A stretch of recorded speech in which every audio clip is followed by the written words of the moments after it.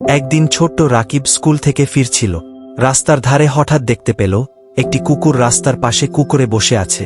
কুকুরটির শরীর ময়লা, গায়ে ক্ষত, আর মনে হয় কয়েকদিন ধরে কিছু খেতে পায়নি। আশপাশের সবাই কুকুরটিকে দেখেও এড়িয়ে চলছিল, কেউ তার দিকে ফিরেও তাকাচ্ছিল না। কিন্তু রাকিবের মন কেঁদে উঠল। সে কুকুরটির কাছে গিয়ে দাঁড়াল। কাছে যেতেই কুকুরটি ভয় পেয়ে একটু সরে গেল। রাকিব বুঝল কুকুরটি খুবই দুর্বল ও আতঙ্কিত। সে ব্যাগ থেকে নিজের টিফিনের বিস্কুটগুলো বের করল এবং আস্তে আস্তে কুকুরটির সামনে রাখল।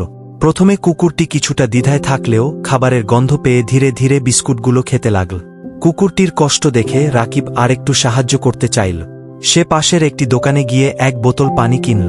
দোকানদার অবাক হয়ে জিজ্ঞেস করলেন, এত গরমে তুই পানি কিনলি, কিন্তু তুই নিজে খাচ্ছিস না কেন?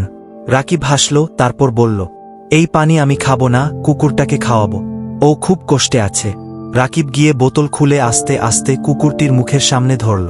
কুকুরটি প্রথমে একটু ভয় পেলেও তারপর ধীরে ধীরে পানি পান করতে লাগল। কিছুক্ষণ পর কুকুরটি যেন নতুন শক্তি ফিরে পেল। সে উঠে দাঁড়িয়ে লেজ নাড়িয়ে কৃতজ্ঞতা প্রকাশ করল। পরে কুকুরটি এবং ছোট ছেলে রাকিব একসাথে হাসিখুশি মনে হাঁটতে লাগল। এই গল্প আমাদের শিক্ষা দেয়, দয়া ও সহানুভূতি একজন মানুষকে মহান করে তোলে।